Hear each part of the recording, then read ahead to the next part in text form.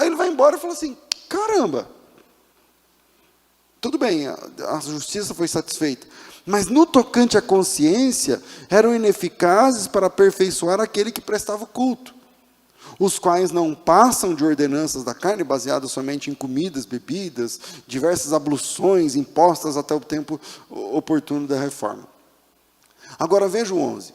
Quando, porém, veio Cristo, como sumo sacerdote dos bens já realizados, mediante um maior e mais perfeito tabernáculo, não feito por mãos, quer dizer, não mãos dessa criação, não por meio de sangue de bodes, bezerros, mas pelo seu próprio sangue, entrou nos santos dos santos uma vez por todas, tendo obtido eterna redenção. Portanto, se o sangue de bodes e touros e as cinzas de uma novilha, espalhadas sobre os contaminados, os santificavam contra a purificação da carne, muito mais o sangue de Cristo, que pelo Espírito Eterno a si mesmo se ofereceu sem mácula a Deus, purificará a nossa consciência das obras mortas para servirmos ao Deus vivo.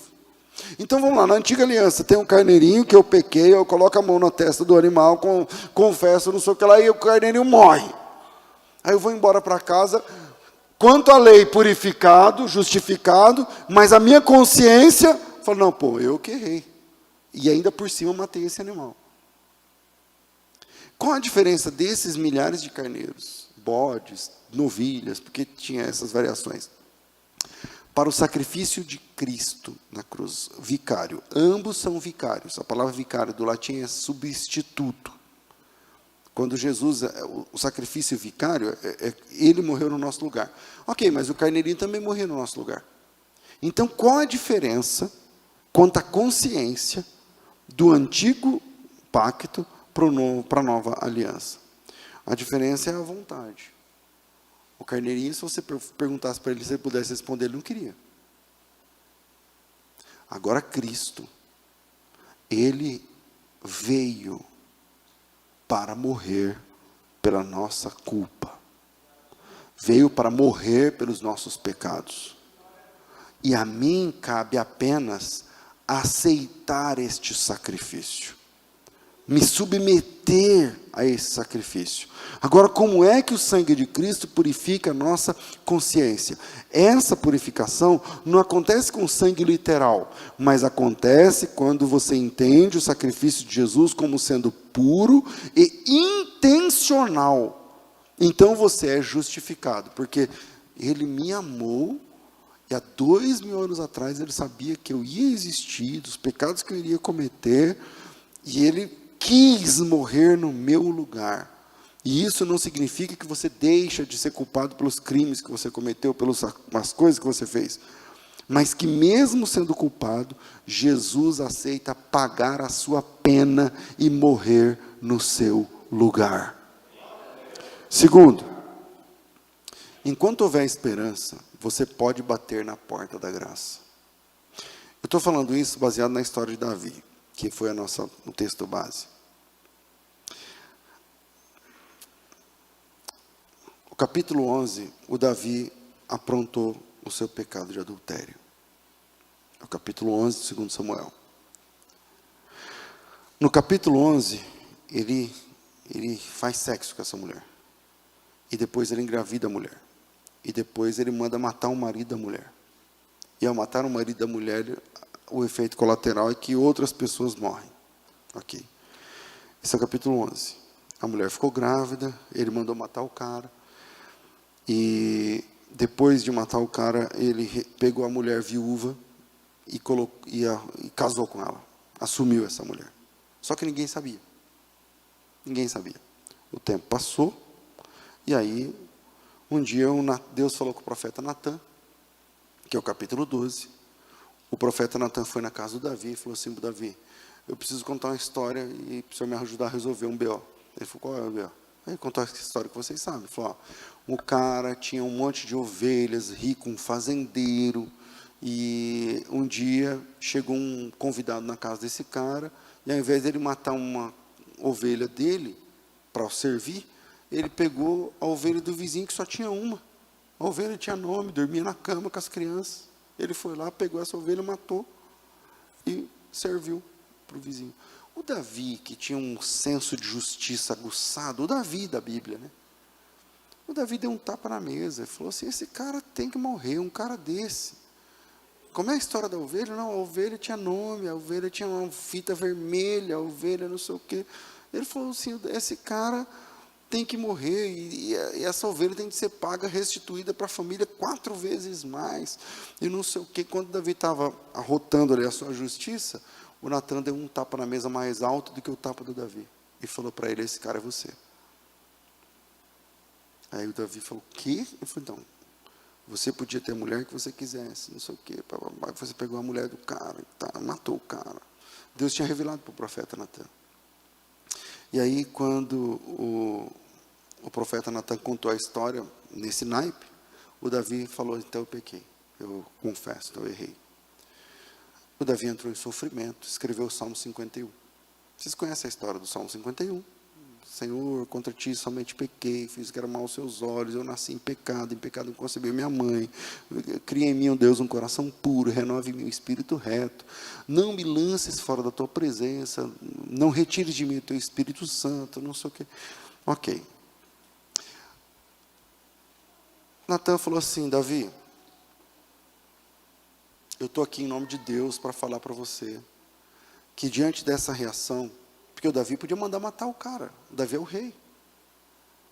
E aí ele disse assim, olha, que é o capítulo 12, versículo 12, o final da sentença.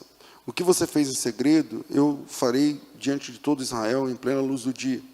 Então Davi disse a Natan, eu pequei contra o Senhor. E o Natan o interrompeu, dizendo, mas o Senhor perdoou o seu pecado, e você não morrerá, porque aquele pecado era digno de apedrejamento. 14.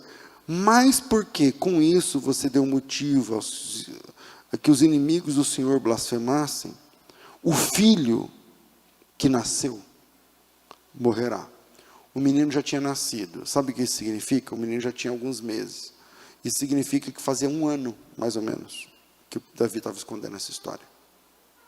E ninguém, todo mundo, parabéns, é papai, não sei o quê. Só que estava errado. Então, o Natan falou para ele assim, olha, o Senhor te perdoou, mas esse menino vai morrer.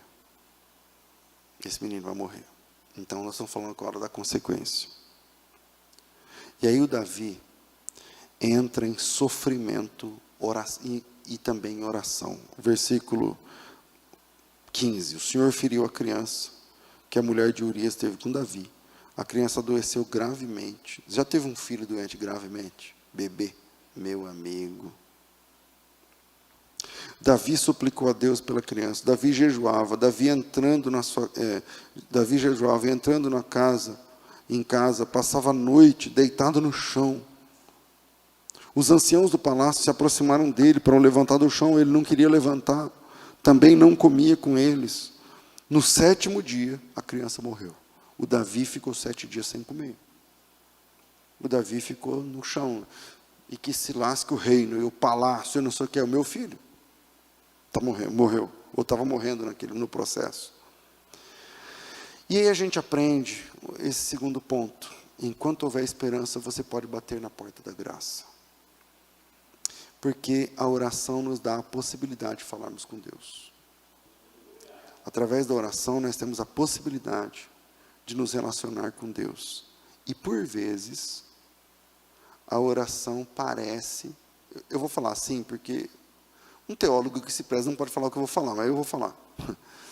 Por vezes, parece que a oração muda sentenças. Pastor, mas muda a sentença ou não muda? Isso é discutível, que não é o caso aqui. Não é uma aula aqui que eu estou dando sobre soberania de Deus, não sei o que lá. Mas eu vou ler 1 ou 2 textos. Você decide aí. Jonas capítulo 3, verso 5. É que eu estou abrindo um parêntese que eu não queria que fosse grande, mas vamos lá. Deus mandou o profeta Jonas em Nínive. Nínive é a capital da Assíria, para pregar contra os ninivitas, uma palavra de juízo. E aí o Jonas chega lá e fala assim, em 40 dias vocês vão ser mortos. Em 40 dias Nínive será subvertida, vai chuva do céu. Já ouviram falar de Sodoma e Gomorra? Então vai ser aqui também. Isso é o Jonas. Só que o capítulo 3, verso 5 diz assim, ó, os ninivitas creram em Deus. Então eles eram alheios a Deus, não queriam saber de nada. Mas diante da sentença, os ninivitas creram em Deus. Proclamaram um jejum. Vestiram-se de panos de saco, desde o maior até o menor. Chegou essa notícia ao rei de Nínive. Ele levantou do trono, tirou as vestes reais, cobriu-se de pano de saco, assentou-se sobre cinza, e fez proclamar e divulgar em Nínive, por mandato do rei, dos seus grandes, nem homens, nem animais, nem bois, nem ovelhas, comessem alguma coisa. Eles fizeram os animais jejuar. Nem os levem ao pasto, nem bebam água, mas sejam cobertos de pano de saco, tanto homens quanto animais, e clamarão fortemente a Deus, e se converterão cada um do seu mau caminho, da violência que há nas suas mãos. Quem sabe se voltará a Deus, e se arrependerá, e se apartará do furor da tua ira. Pausa aqui. Pastor, mas Deus se arrepende? Então, quem está falando isso aqui é um rei pagão, que não conhece a escritura bíblica. Ele está lá na Mesopotâmia, 1000 quilômetros depois de Jerusalém. Então ele está falando dentro da teologia dele, entende? Quem sabe Deus se voltará, quem sabe Deus se arrependerá, quem sabe Ele se apartará do furor da sua ira, de sorte que não pereçamos. Agora o problema vem esse versículo, agora o próximo. Viu Deus o que fizeram, como se converteram do seu mau caminho, e Deus se arrependeu do mal que havia dito que faria, e não fez. Pode isso, Arnaldo? Porque, e o que a gente faz com o Números 23, 19? Que Deus não ama para que imita, nem filho do homem para que se arrependa. Nesse momento eu não quero entrar nesse assunto aqui, isso é um problema. Mas, eu vou ter que falar alguma coisa, mas vamos lá. Aqui, Deus está tratando com a categoria dos ninivitas. Ele está se dando a entender aos ninivitas. Na verdade, Deus não mudou a sentença, Nínive foi destruída mesmo. Mas não foi nos 40 dias. Deus deu a eles tempo, e esse tempo foi mais de uma centena de anos. O que aconteceria esse mês, o mês que vem, aconteceu em 2100 e não sei quanto. É mais ou menos disso que a gente está falando. Meu celular começou a falar sozinho aqui. É mais ou menos disso que a gente está falando. Então, mas veja o último versículo 33, o 10. Viu Deus como se convertendo do seu mau caminho, e Deus se arrependeu do mal que havia dito que faria, e não fez. Eu poderia ler, por exemplo, o texto de Gênesis 18, está até aqui comigo na íntegra, sobre a oração de Abraão, Deus falando que ia destruir Sodoma e Gomorra, e Abraão falando com Deus, e se tiver 50, se tiver 40, e foi diminuindo, se tiver 20, se tiver 15, se tiver 10, e tal. O que fica para nós é que enquanto houver esperança, você pode bater na porta da graça, você pode clamar, Senhor restaura, Senhor ajuda, Senhor perdoa, Senhor, veja Davi, ele pecou, ele matou, ele escondeu, ele foi confrontado e ele confessou. Essa é basicamente a linha do tempo. Aí veio a consequência, Deus falou assim, então, esse menino vai morrer. Veio a consequência, o menino ficou ruim, não amanheceu ruim, a mulher deve ter falado para ele, não almoçou, não jantou, não come, não mama, não sei o quê, e o Davi já começou a coçar a cabeça, meu Deus, enfim, em 7 anos o menino definhou e morreu. Veio a consequência, e diante da consequência, o Davi orou, o Davi jejuou, o Davi chorou, ele ficou deitado na sala, ele se desesperou. Pastor, mas a sentença dele não mudou. Não mudou, mas o dos ninivitas mudou. O que eu estou falando é que, mesmo enquanto tem vida, enquanto tem esperança, você pode bater na porta da graça. Você pode clamar pela sua casa. Você pode clamar pela sua salvação. Você pode clamar pelo seu filho. Você pode clamar pela sua esposa, pelo teu marido, pelo seu casamento. Você pode clamar. Veio a consequência para o Davi. Diante da consequência, ele se esperneia todo, ele ora, ele chora, ele se desespera. Veja o versículo 12, capítulo 12, verso 16. Davi buscou a Deus pela criança. Deus tinha falado que a menina ia morrer ou não? Tinha.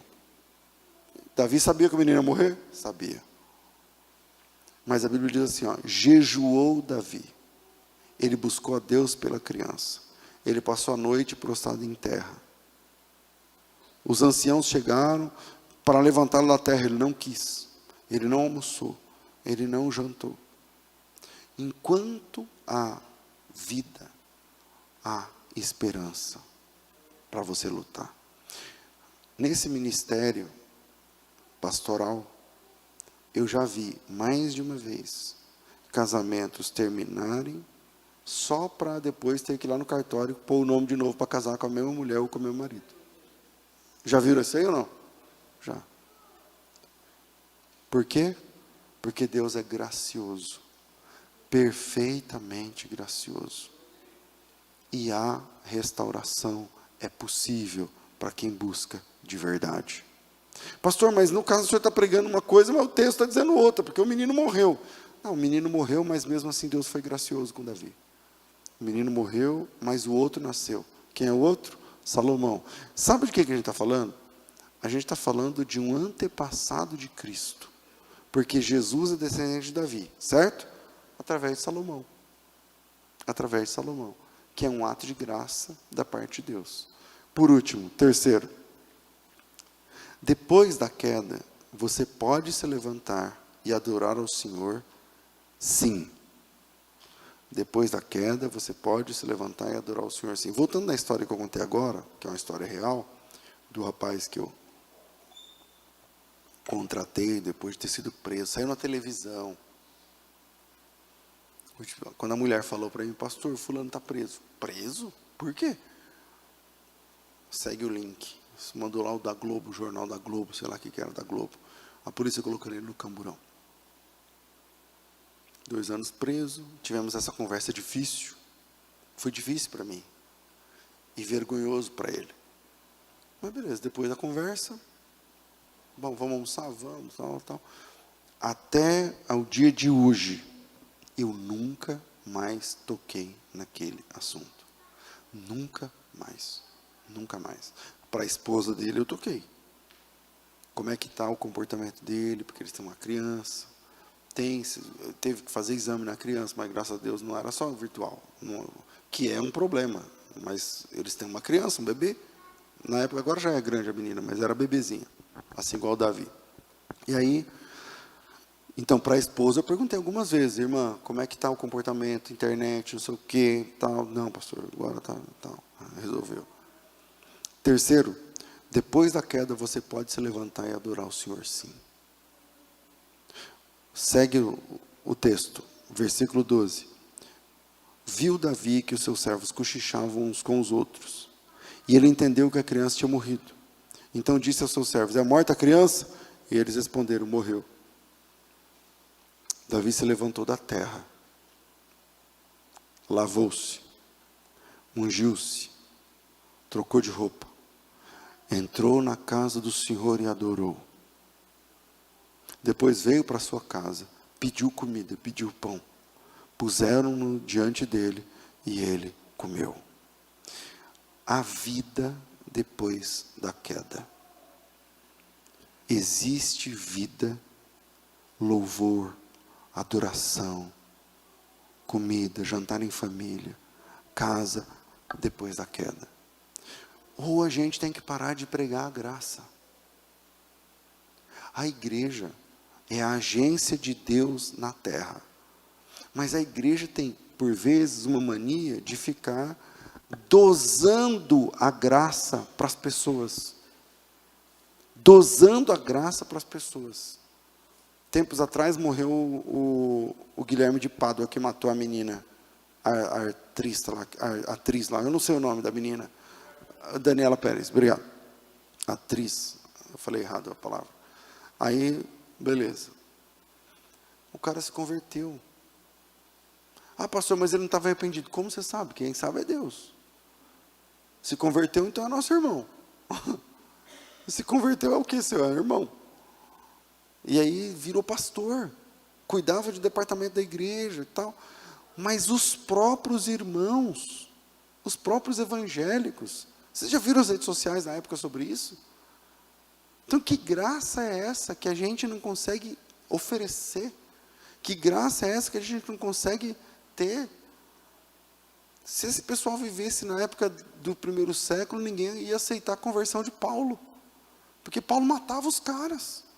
Porque Paulo matou Estevão. Ele mesmo disse. As situações, ele votava sempre contra, ele prendia. Frase do apóstolo Paulo: eu encerrei muitos dos santos no cárcere. E essa palavra encerrar do grego, eles definharam no cárcere através de mim. Muitos dos santos no cárcere. Só que esse é a velha criatura. Um dia ele teve um encontro com Jesus Cristo. E a partir desse dia, ele se tornou nosso irmão. Depois da queda, você pode se levantar, sim. Depois da queda, você pode adorar o Senhor, sim. Tem um texto, desculpem, eu não coloquei no sermão, mas eu estou lembrando agora. Primeira carta de Paulo aos Coríntios, eu vou ter que achar aqui na mão, vamos lá. Primeira carta de Paulo aos Coríntios, capítulo 6, o apóstolo Paulo fala assim, ó, deixa eu ver, mas não vou achar tão fácil. Eu achava que ia ser fácil, mas não.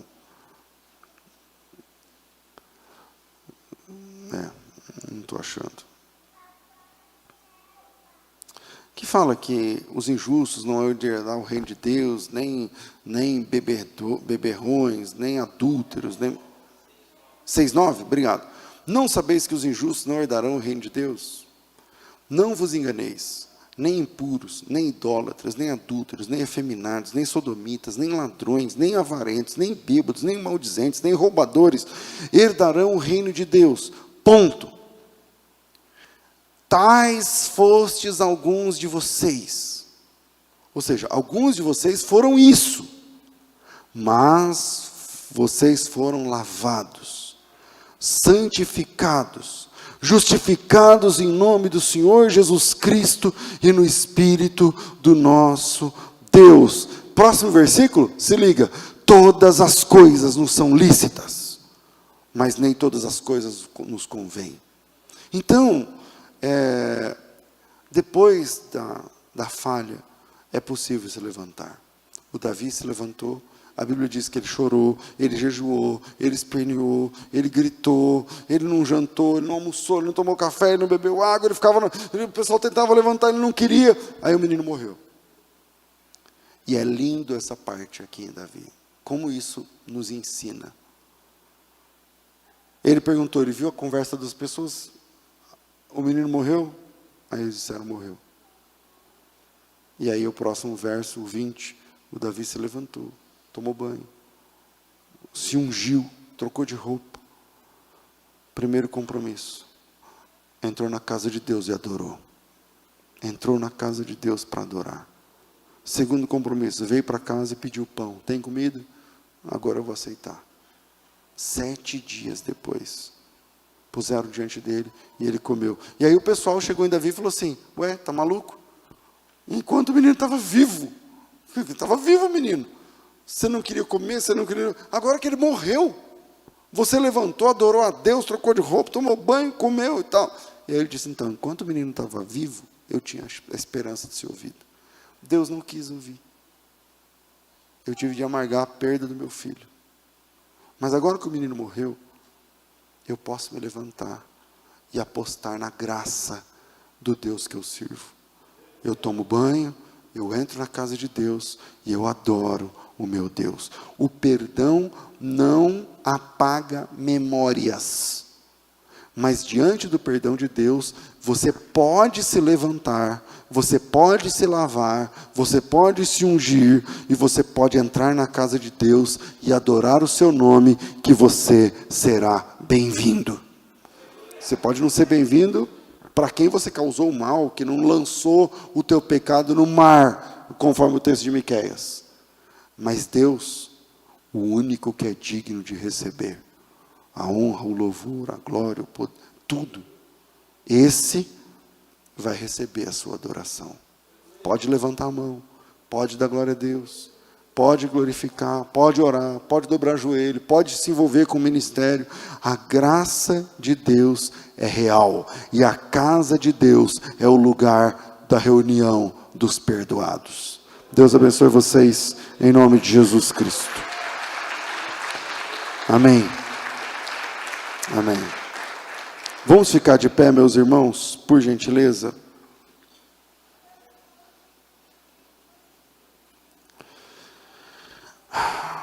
Pai Santo, nós te louvamos em nome de Jesus. Obrigado por tua palavra, pelo direcionamento do teu Espírito Santo. Abençoa, Senhor, amado, a todos nós, agora no momento do ofertório, o momento em que vamos investir na tua obra, na tua causa, no teu reino. Derrama tuas bênçãos sobre as nossas vidas, ó Deus. Abençoe em especial aquele e aquela que tem investido na tua obra, às vezes pouco. Às vezes, estamos orando aqui com irmãos que gostariam de fazer muito mais pela tua obra. Mas é esse pouco que ele tem oferecido. Eu queria que o Senhor multiplicasse na vida dele. Porque a tua palavra diz que o Senhor multiplica as sementes daquele que semeia na tua obra. Em nome de Jesus, que possamos continuar vivendo os teus milagres e desfrutando do seu jeito de ser pai, que é tão particular, que é tão maravilhoso aos nossos olhos. Nós seguimos aqui servindo com alegria, com singeleza de coração, igual está escrito na tua palavra. Recebe os dízimos, os votos que foram feitos, as ofertas que serão dadas, para a honra e glória do teu nome. É assim que nós oramos, agradecidos. Amém. Amém.